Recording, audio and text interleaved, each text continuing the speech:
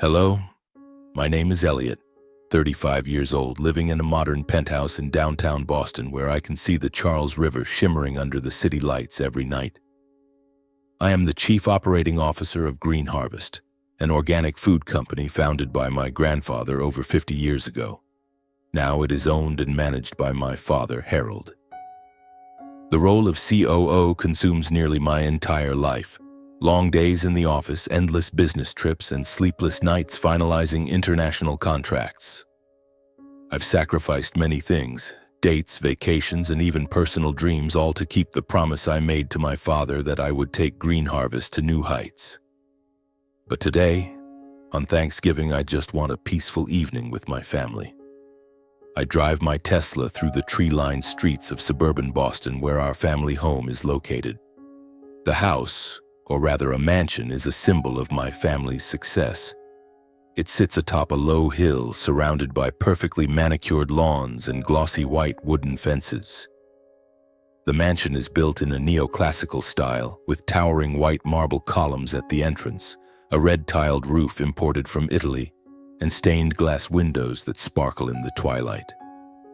Inside, the grand foyer is paved with imported Carrara marble, featuring a Swarovski crystal chandelier hanging overhead, casting light that glimmers like diamonds. The dining room where our Thanksgiving dinner will take place can seat up to 30 people, with a long hand-carved walnut table and chairs upholstered in deep red velvet. I step inside, carrying a bottle of red wine I carefully selected from my favorite wine shop on Beacon Street. The rich aroma of roasted turkey blends with the scent of cinnamon from the pumpkin pie my mother made, filling the air. My mother, Margaret, is bustling in the kitchen, her silver hair tied up in a bun, her hands deftly chopping vegetables. My father, Harold, sits at the head of the dining table, his reading glasses perched low on his nose, engrossed in a business newspaper. And Ryan, my 30-year-old younger brother, as usual, is scrolling through his phone, a half smile on his face as he watches some party video. It's a familiar scene, but today something feels off. I sense it, like the way the air grows heavy before a storm. "Elliot, you're here." My mother looks up, her smile always warming me, if only for a moment. "Help me set the plates on the table, dear." I nod, setting the wine bottle down and getting to work.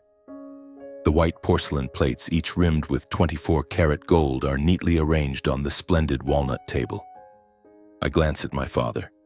He's still focused on his newspaper, but his brows are furrowed as if weighing something important. I want to ask, but I hold back. My father is always like this, reserved, unapproachable, and I've learned not to disturb him in such moments. Instead, I turn to Ryan, lounging with his legs crossed on the velvet-upholstered chair, his silk shirt glinting under the chandelier's light. "Ryan, lend a hand," I say, trying to keep my tone light.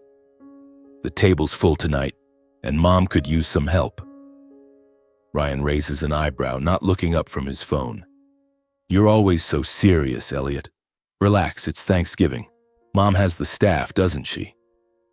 I bite my lip, suppressing my irritation. Ryan is always like this, lazy, carefree, and entitled. But I don't want to argue, not today. I've worked 80-hour weeks this past month to finalize a new export deal for Green Harvest, and all I want is one peaceful evening. Just one. Green Harvest is my family's pride. My grandfather, an Irish immigrant farmer, started with a small bakery and gradually built it into a multi-million-dollar organic food business. My father, Harold, expanded it into a national brand with products like jams, cereals, and organic snacks sold in supermarkets across America. And me? I'm the COO, the one behind the strategies that took Green Harvest to international markets. For the past 10 years, I've poured my sweat, tears, and youth into the company. I graduated from MIT with dual degrees in engineering and business administration, turning down offers from major corporations to work for the family. I've sacrificed dates, trips, and personal dreams to ensure Green Harvest's growth. And my father always said, with a proud look in his eyes, that I would be his successor. "Elliot, you are the future of Green Harvest," he once told me, clapping my shoulder with a firm voice. I believed him. I believed in that promise. Dinner begins, The table adorned lavishly with a white silk tablecloth imported from France, flickering candles in silver holders and a golden roasted turkey at the center, surrounded by silver platters of steamed vegetables and mashed potatoes. Besides our immediate family, there are a few distant relatives, aunts and uncles from my mother's side, and some of my father's trusted business partners. I sit next to my mother across from Ryan, with my father at the head of the table like a king on his throne, dressed in a bespoke suit from Savile Row. We raise our glasses, toasting the holiday season, and laughter begins to fill the room. But inside, I feel an inexplicable unease. Perhaps it's the way my father's eyes seem colder than usual, or how Ryan keeps texting under the table, a cryptic smile on his lips. "Harold, you should tell the story of how Grandpa started the business." Aunt Susan, my mother's cousin, speaks up, breaking the silence. I never tire of hearing it. My father smiles, but the smile doesn't reach his eyes. "Oh, Susan, that story's been told too many times. Today I'd rather talk about the future than the past." He pauses, setting his wine glass down, and I notice the entire table looking at him. My heart beats faster, though I don't know why. "The future?" I ask, my voice soft but unable to hide my curiosity. "What do you mean, Dad?" My father looks at me, then around the table, as if choosing his words carefully. "Green Harvest has come a long way. From a small bakery, we're now a global brand, but I'm not getting any younger. It's time for me to step back and let the next generation take over." The table falls silent. I feel the blood in my veins heat up, not from excitement, but from a sinking premonition. My father once said I would be CEO when he retired. He promised. But why is his gaze avoiding me, shifting toward Ryan? "Ryan," my father says, his voice low and clear, "you will be the next CEO of Green Harvest." The clatter of cutlery dropping onto a porcelain plate rings out somewhere. I'm not sure whose, because my mind seems to stop functioning. Ryan? Ryan, who's never worked more than 20 hours a week, who spends money like water on lavish parties, who knows nothing about strategy or management. Ryan, my younger brother, will be CEO. "Dad, what did you say?" I hear my voice hoarse, as if it belongs to someone else. I thought... "Elliot," my father interrupts, his voice cold as ice. "The decision has been made. Ryan is the right choice." I look at Ryan. He's smiling, a triumphant smirk, as if he knew this was coming. My mother, sitting beside me, clutches her napkin, her face pale. The others at the table begin to whisper, but I can't make out their words. My ears are ringing as if the world is underwater. "The right choice?" I repeat, my voice trembling. "Ryan? Dad, I've worked day and night for Green Harvest. I expanded the markets, secured international organic certifications, doubled the revenue. I've sacrificed everything. You said I would be the one to take over." My father looks at me, his eyes devoid of emotion. "Elliot, this isn't the time for arguments. The decision is final." I want to shout, to slam the table, to demand why he betrayed his promise, but I just sit there, silent, feeling my heart being crushed. My mother places a hand on my shoulder, but I don't respond.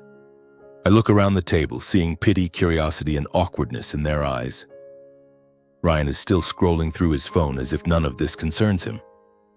Dinner continues, but I no longer smell the turkey or hear the laughter. I eat mechanically, my mind swirling with questions. Why? Why did Dad choose Ryan? What did I do wrong? I've dedicated my entire life to Green Harvest, from my days as an MIT student working in the company's tiny office on weekends to sleepless nights finalizing contracts. I turned down offers from major corporations, gave up relationships, all to prove I was worthy of my father's trust. And now, he chooses Ryan. Ryan, who's never taken anything seriously except his parties. After dinner, as everyone moved to the living room with its blazing marble fireplace, I pulled my father aside to a corner where opulent oil paintings adorned the walls. I couldn't hold it in any longer. "Dad, I need an explanation," I said, struggling to keep my voice calm. "Why Ryan?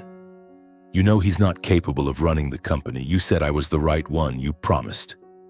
My father looked at me, his eyes cold and unyielding. "Elliot," he said slowly, as if speaking to a child, "there are things you don't understand. Green Harvest is a family legacy, and a family legacy is for blood." I blinked, confused. "Blood? What are you talking about? I'm your son." He turned away, not answering immediately. Then he said, his voice so low I could barely hear, "Ask your mother, Elliot. Ask her the truth." My heart seemed to stop. I stared at him, waiting for an explanation, a smile to say he was joking. But no, he walked away, leaving me standing there in the lavish living room corner with distant laughter and chatter from the others. I turned to find my mother, seeing her standing alone by the stained glass window, gazing into the night. Her shoulders trembled slightly, as if she'd overheard everything. "Mom," I called, my voice hoarse. "Mom, what did he mean? What's the truth?" She turned, her eyes red and brimming with tears. "Elliot, oh my boy." She choked, raising a hand to cover her mouth. "I never wanted you to know. I never wanted you to know." "Know what?" I nearly shouted, panic rising in my chest. I stepped closer to her but stopped, afraid that if I touched her, we'd both shatter. "Mom, tell me. What did Dad mean when he said I'm not his blood?" She stepped back, her back pressing against the window frame.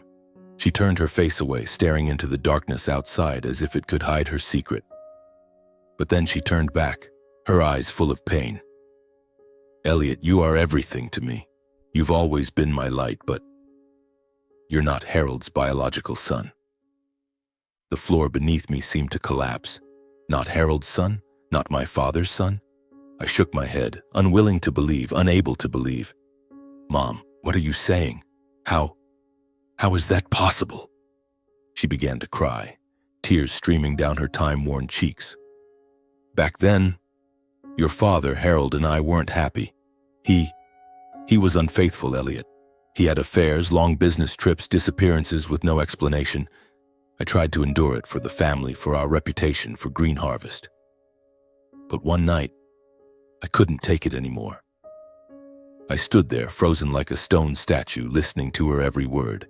Her voice trembled, but she continued, as if unburdening herself of a weight she'd carried for 3 decades. "It was a winter night, 36 years ago. Harold and I had a terrible fight. He was drunk, admitted to being with another woman, and laughed at me when I cried. I left the house, wandering the streets of Boston, not knowing where to go.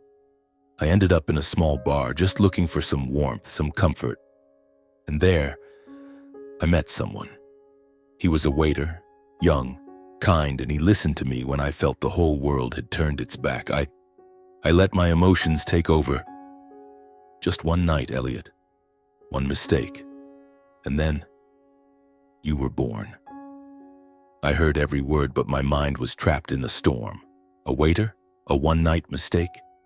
I, Elliot, who had lived my entire life believing I was Harold's son, the heir to Green Harvest, was the result of a moment of weakness? I wanted to scream, to deny it, but my mother's eyes, filled with regret and pain, told me it was true. "When did Harold find out?" I asked, my voice turning cold as if I were speaking to a stranger. "When did he know?" She lowered her head, her voice barely a whisper. "He suspected from the start. When you were born, you didn't look like him. I hoped he wouldn't notice, but Harold, he's not a fool. He had a DNA test done when you were young. He knew you weren't his, but he didn't say anything. He kept quiet, and I didn't dare speak. I stepped back, feeling as if someone were crushing my heart. Harold knew. He'd known for years, maybe since I was a child, running after him in Green Harvest's small office, listening to him talk about my grandfather and the family's dream. He knew, but he let me grow up in a lie. He let me believe I was his son, that I was the future of Green Harvest.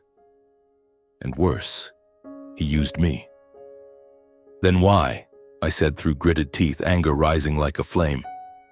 "Why did he let me slave away for Green Harvest? Why did he praise me, promise me I'd be CEO if he knew I wasn't his son?" My mother looked at me, her eyes breaking apart. "Because Harold is a cold man, Elliot. He saw your talent, your intelligence, your hard work. He knew you could take Green Harvest to new heights, and he used that. For the past 10 years, you expanded markets, secured prestigious organic certifications, doubled revenue. You did everything he couldn't. But now he's achieved his goal. Green Harvest is strong, and he wants to hand it to Ryan, his real son. I felt my blood boil. Harold, the man I called my father for 35 years, was a cunning fox. He'd used me like a tool, a machine to build his empire. The praise, the pats on the shoulder, the promises of a future, all part of a charade. And now, with Green Harvest at its peak, he cast me aside, as if I were worthless, unworthy of the family legacy. And Ryan? I asked, my voice trembling with rage. Ryan, who knows nothing but partying and spending money. He chose him just because he's blood? My mother nodded, tears falling again. Harold has always favored Ryan. He says Ryan is his true son, the one to carry on the family bloodline. He doesn't care if Ryan is capable or not. To Harold, blood is everything. I turned away, unable to look at her anymore. Not because I was angry with her, I didn't know if I was, but because I couldn't bear the truth. I'd lived my entire life in a lie. I'd sacrificed everything, my youth, love, dreams, to build something that was never mine. Green Harvest, this lavish mansion, this family, all an illusion. Elliot, I'm sorry. My mother stepped forward, trying to touch my arm, but I stepped back. I didn't want you to suffer like this. I love you. You're everything to me. I shook my head, feeling hot tears well up, but I held them back. Mom, why didn't you tell me sooner? Why did you let me live in this lie? Because I was afraid of losing you, she whispered, her voice breaking. I was afraid if you knew the truth, you'd leave me. I couldn't bear that thought, Elliot. You're the reason I wake up every day. I didn't answer. I didn't know what to say. My mind was a whirlwind, sweeping away every emotion. Love for my mother, anger at Harold, the pain of betrayal, all mixed together, making it hard to breathe. I turned and walked out of the living room, through the marble-floored hallways, past the expensive oil paintings, past the chandelier sparkling like diamonds. All this extravagance, all the glamour of my family now only made me feel suffocated. I opened the front door and stepped outside. The cold Boston air hit my face, but I felt nothing. I stood on the stone steps looking out at the oak-lined street where I used to play as a child, where I thought I belonged. But now I wasn't sure anymore. I didn't know who I was or where I belonged. I heard footsteps behind me. My mother ran out, her silk scarf slipping from her hand, fluttering on the steps. Elliot, don't go, she called, her voice panicked. Please stay, we can talk, we can figure this out. Figure it out? I turned back, my voice colder than I expected. Figure out how, Mom? Dad used me for 10 years and you knew and said nothing. Now what? What am I supposed to do? Keep pretending I'm part of this family when Dad chose Ryan just because he's blood? She sobbed, but I couldn't stay. I couldn't bear to look at her, at the house, at everything that was once my world. I walked down the steps, got into my car, and drove away. In the rearview mirror, I saw my mother standing there, a small figure before the massive mansion door. She called my name, but I didn't turn back. I drove through Boston's familiar streets, but the city now felt alien. The skyscrapers, the Charles River, the lights, all seemed to belong to someone else, not me. I didn't know where I was going, only that I needed to get away. Away from Harold, away from Green Harvest, away from the lie I'd lived for 35 years. When I stopped at a riverside parking lot, I realized I was crying. Not loud tears, but the quiet kind, streaming down my cheeks, carrying the pain of betrayal. Harold, the man I called my father, had known the truth for years. He let me work like a draft horse, praised me, promised me, only to discard me when he no longer needed me. He was a cunning fox, a cold calculator, and I was just a pawn in his game. I sat in the car, watching the river shimmer under the moonlight. I thought about the years gone by, the sleepless nights at Green Harvest's office, the job offers from major corporations I turned down, the dates I canceled because I was too busy. I'd sacrificed everything for the family, for Green Harvest, for Harold's promise.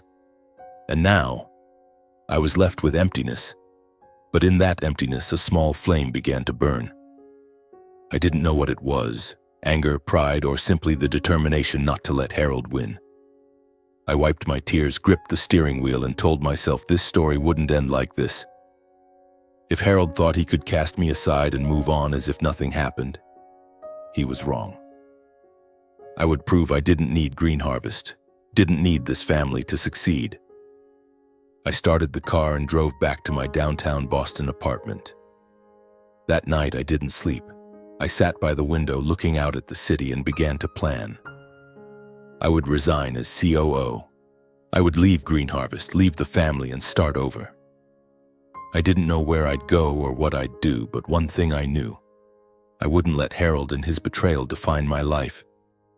The morning after Thanksgiving, I woke up in my penthouse apartment in downtown Boston, feeling as though the entire world had changed.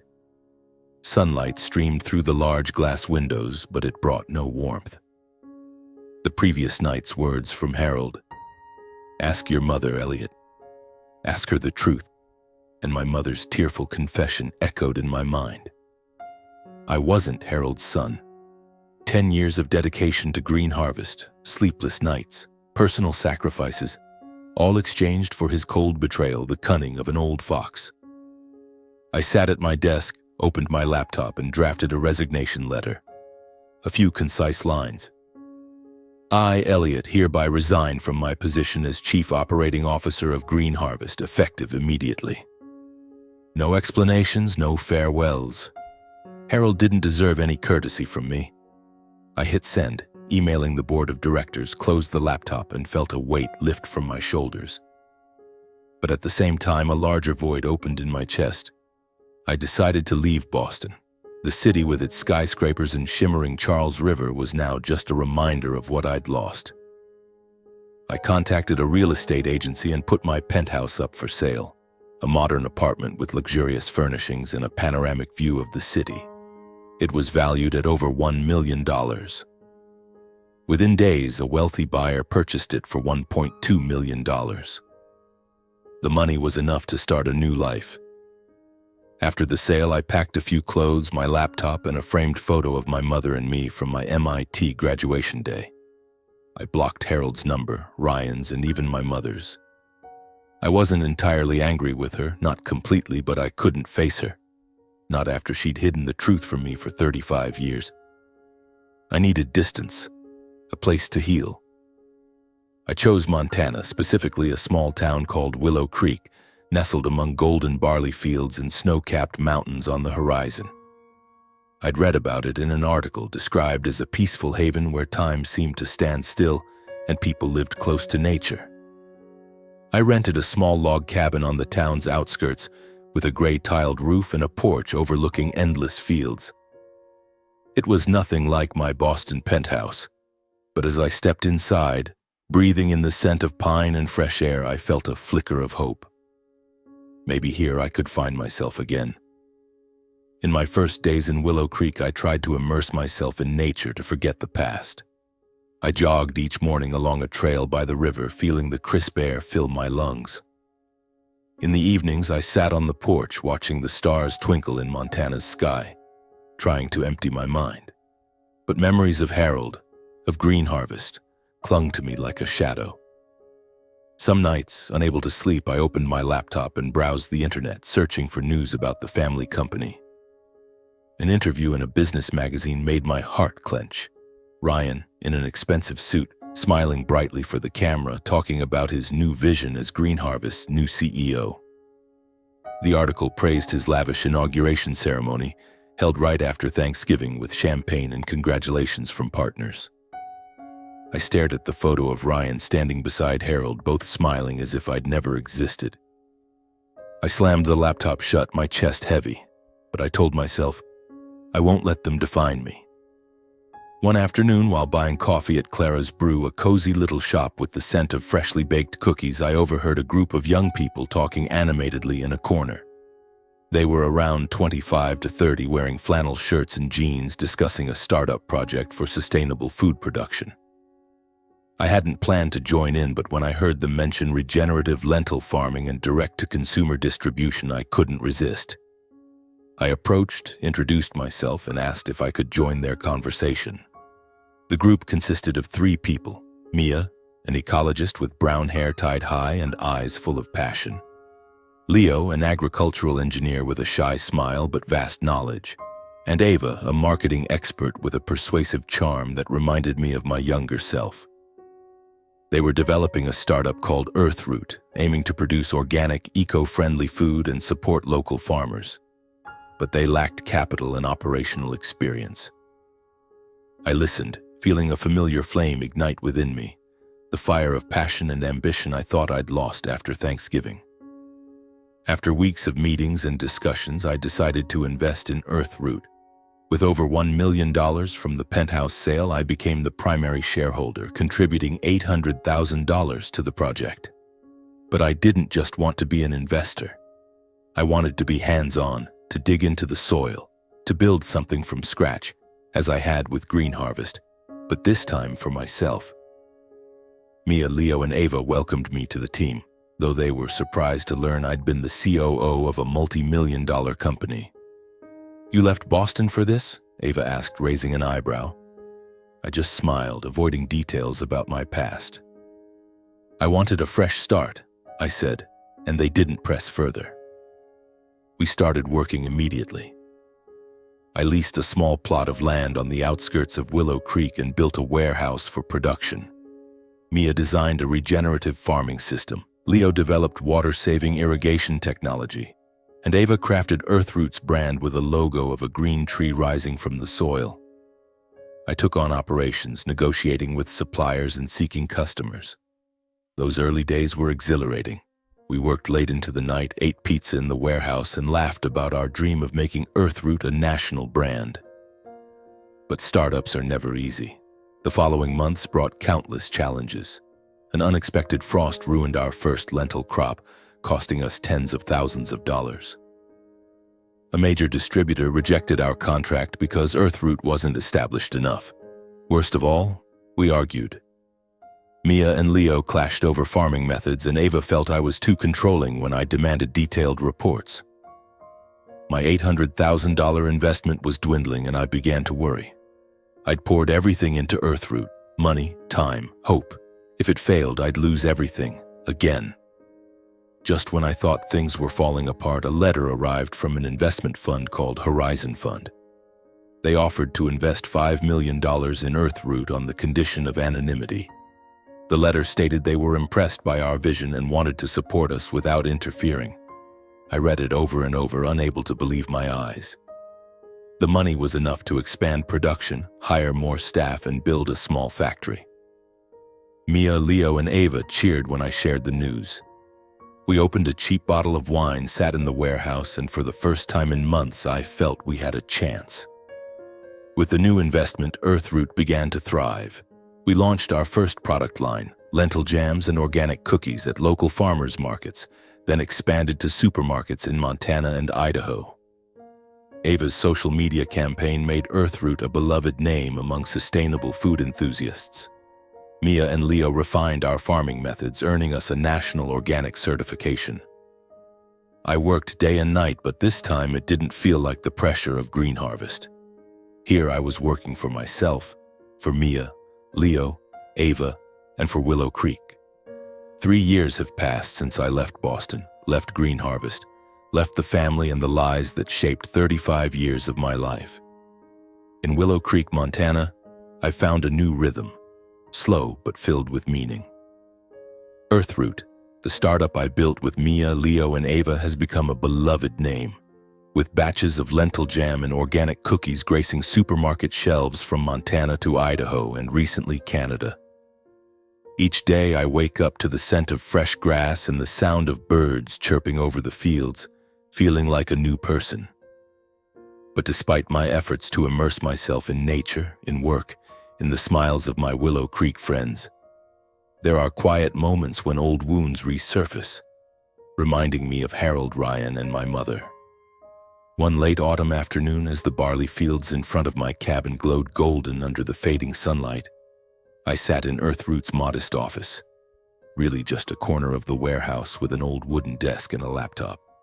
I was reviewing financial reports, smiling as I saw this month's revenue had doubled compared to last year. Earthroot was on the right track, and I was starting to think about expanding to European markets as I once did with Green Harvest.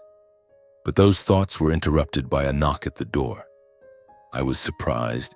In Willow Creek, visitors were rare at this hour, especially as dusk settled in. I stood, opened the door, and found a woman about 60 years old, her salt and pepper hair neatly pinned up, wearing an elegant wool coat. She gave a gentle smile, but her serious eyes made my heart beat faster. "Mr. Elliott?" she asked, her voice low and warm. "Yes, that's me," I replied, trying to keep my tone steady despite a growing sense of unease. "And you are?" "I'm Karen," she said, extending her hand.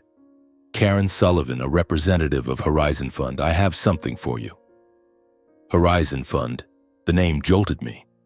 3 years ago, when Earthroot was on the brink of failure, this fund injected $5 million to save us. That investment allowed us to build a factory, expand production, and achieve today's success. But I'd never known who was behind Horizon Fund. Their letter only mentioned an anonymous investor, and I hadn't had the time or resources to investigate further.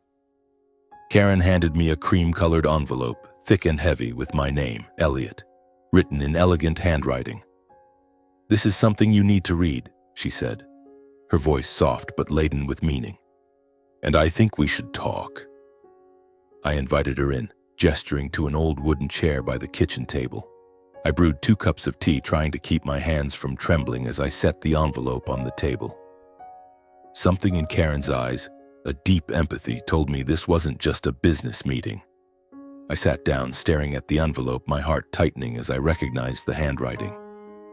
It was my mother's. I opened it, finding a long letter written on delicate silk paper, along with a small photo of my mother and me from my MIT graduation day. Her radiant smile in the photo now brought a lump to my throat. "Karen," I said, my voice hoarse, "this is from my mother?" She nodded, her eyes glistening with tears. "Margaret was my best friend from college. She passed away 3 months ago from heart disease. Before she died, she asked me to deliver this letter to you, and she wanted me to tell you the truth."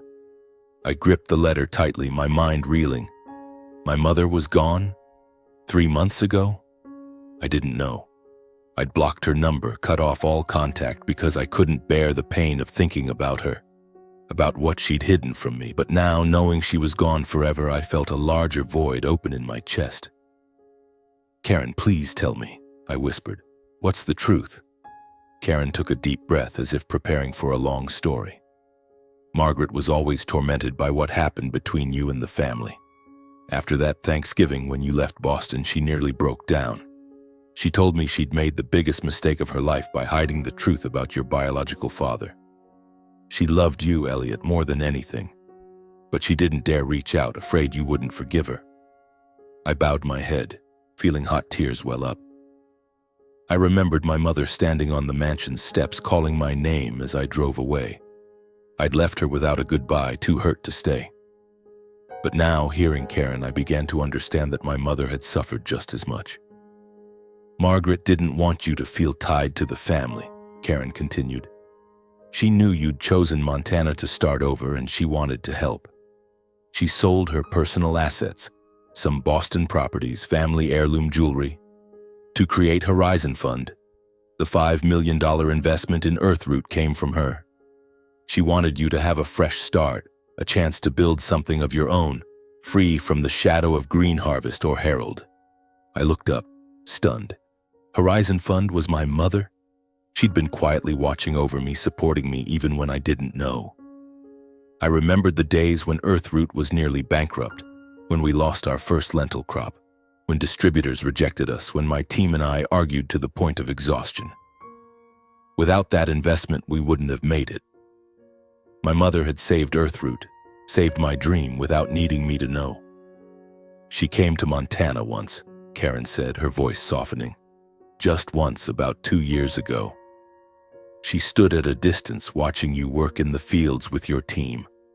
She said you looked happy, strong, and she didn't want to intrude. She returned to Boston that same night, but she never stopped following you. She read every article about Earthroot, saved every photo of your products. She was proud, Elliot. So proud. I couldn't hold back anymore. Tears fell onto the letter, smudging a few words. I opened it, trembling, and began to read. My mother's handwriting was still elegant, but I could sense the tremble in each stroke as if she'd written it with her whole heart. My dearest Elliot, if you're reading this letter, I'm likely no longer here. I'm sorry for everything. I'm sorry for hiding the truth about your biological father, for letting you live a lie for 35 years. I was afraid of losing you, afraid you'd no longer see me as your mother, but I was wrong, and I'll carry that regret to my last breath. You are my light, Elliot. From the day you were born, you brought me joy I'd never known.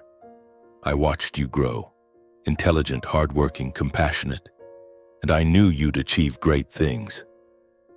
When you left Boston, I thought I'd lost you forever. But when I saw you building Earthroot, saw you smile amidst Montana's fields, I knew you'd found your path. I can't undo the mistakes of the past, but I wanted to help you build your future. Horizon Fund was my way of being with you, even from afar. I want you to know I always believed in you, always loved you more than anything in this world. Live well, my son. Let go of the past, let go of the pain Harold and I caused. Keep doing what you love, because that's how you shine. P/S. I love you, forever. I folded the letter, tears streaming down my cheeks. I was no longer angry with my mother. The pain of that Thanksgiving, of the betrayal, lingered, but it faded, giving way to sorrow and gratitude. My mother hadn't just given me life. She'd given me a new chance, even when I'd turned my back on her. She'd been there for me, in her quiet, loving way. Karen sat silently, giving me space for my emotions. Finally, I looked up, wiping my tears. Thank you, Karen, I said, my voice hoarse. Thank you for bringing me this letter. She gave a sad smile. Margaret was my best friend. She wanted you to know you were always everything to her. After Karen left, I took the letter to the barley field behind my cabin. A gentle autumn breeze made the stalks sway like waves. I sat on a large rock, rereading the letter word by word. I felt a release, not just for my mother, but for the past. I forgave her, not because she needed it, but because I did. I needed my heart to be at peace, to keep living. A week later, I booked a flight to Boston. I didn't tell anyone, not even Mia, Leo, or Ava. I just needed to do one final thing to close the past. When the plane landed, I rented a car and drove to a cemetery on the outskirts of Boston where my mother was buried. The cemetery was quiet, with rows of maple trees blazing red under the autumn sun. I found her grave, a simple stone marker engraved with her name. Margaret, beloved mother. I knelt, placed a bouquet of white daisies on the grave, and whispered, "Thank you, Mom. I love you too." I stood there for a long time, letting the breeze carry away my final tears. Then I got back in the car and drove past the familiar road to the family mansion. The house was as splendid as in my memories, with its marble columns and white wooden fences. I stopped the car at the gate, looking in but didn't get out. I saw light from the dining room, where that Thanksgiving 3 years ago had changed my life. I didn't know if Harold and Ryan were still there, and I didn't want to know. I had Willow Creek, Earthroot, a new family built not on blood but on trust and companionship. I turned the car around, drove toward the airport, and felt lighter than ever. My mother had given me a new chance, and I wouldn't waste it. I would live, not to prove anything to Harold or Ryan, but to become the best version of myself. 2 years have passed since I received my mother's letter. 5 years since I left Boston Green Harvest, and the family that shaped 35 years of my life with lies. In Willow Creek, Montana, I've found not just a job, but a purpose. Earthroot, the startup I built with Mia, Leo, and Ava from those early challenging days, has grown into a $50 million enterprise. Our lentil jams, organic cookies, and sustainable cereals now line supermarket shelves across the US and have expanded to Europe. England, France, and Germany. Each time I see the Earthroot logo on an international store shelf, I feel a quiet pride, not for the money or fame, but because I achieved this without Green Harvest, without Harold. My personal life has blossomed in ways I never imagined. A year ago, I married Mia, the ecologist with her high-tide brown hair and passionate eyes who helped me build Earthroot from the ground up. We met during late-night work sessions arguing over farming methods and gradually realized we weren't just partners but soulmates. Mia brought a balance to my life that I never had in Boston. She taught me to pause and watch the sunset, to listen to the wind through the fields, and to love without fear of being hurt. We have 2 children, Lily, a 3-year-old girl with a smile identical to my mother's, and Noah, who just turned 1, always clutching my finger when I hold him. Every evening as I sit on the porch of our log cabin watching Mia play with the kids on the lawn, I feel a peace I once thought unattainable. But even in happiness, I can't fully escape the past. Sometimes alone in Earthroot's small office, I open my laptop and browse articles about Green Harvest. I don't do it often, but a part of me is curious, or perhaps wants to know if Harold and Ryan have faced consequences for what they did. Then I see headlines that make my heart race. Green Harvest loses major contract with national supermarket chain. Family company faces mounting debt. CEO Ryan criticized for poor management. The articles describe a crumbling Green Harvest, mass employee resignations, partners pulling investments, and a tarnished brand reputation. Ryan, with his lavish lifestyle and lack of vision, has driven the company into a dead end. One article even quoted a former employee. Ryan doesn't know how to run a company, he's only good at partying. If Elliot were still here, things would be different. I close the laptop, feeling a complex mix of emotions. Part of me wants to laugh. Harold chose Ryan for blood, and now he's watching the family legacy fall apart. But another part, the part my mother left behind, feels a pang of sorrow. Green Harvest was my grandfather's dream, something I poured my youth into building. Seeing it collapse, even if it's no longer mine, still stings. One spring morning, as I checked a new shipment in Earthroot's warehouse, my phone buzzed. I glanced at the screen and saw an unfamiliar Boston number. I almost didn't answer, but a gut feeling made me press accept. The voice on the other end made my blood freeze. "Elliot, it's your father," Harold said, his voice low and weary, lacking the cold authority of that Thanksgiving 5 years ago. I gripped the phone, forcing my voice to stay calm. "Harold," I said, not calling him Dad. "What do you want?" There was a long pause. Then he spoke, his voice tinged with desperation. "Elliot, Green Harvest is in trouble. We've lost major contracts and the banks won't lend anymore. Ryan can't handle it. We need you to come back. You're the only one who can save the company." I almost laughed, not out of amusement, but at his audacity. "Save the company?" I repeated, my voice turning cold. "You said I wasn't blood, not worthy of Green Harvest.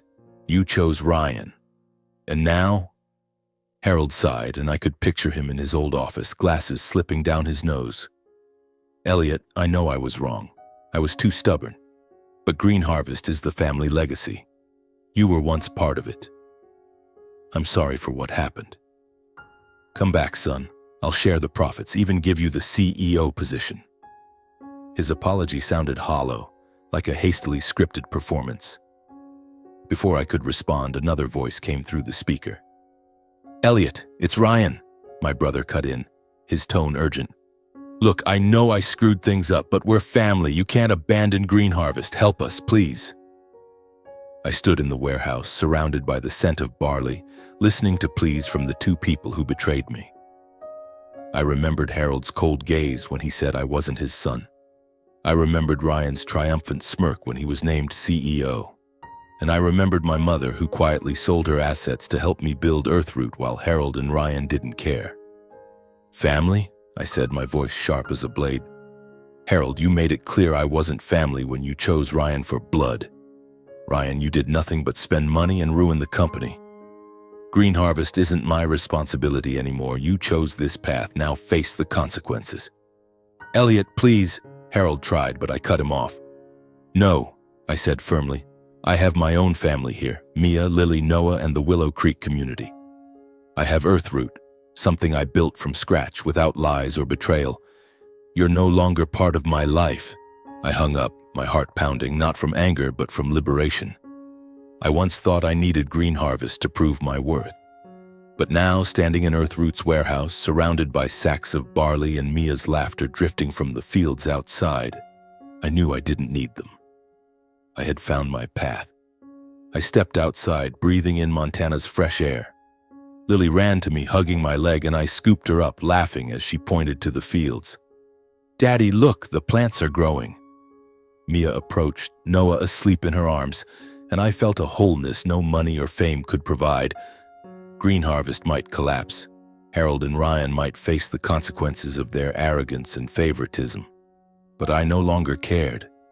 I had built a new life, a new family, and a legacy of my own. I looked out at the fields where barley swayed in the breeze and knew that my mother somewhere was smiling.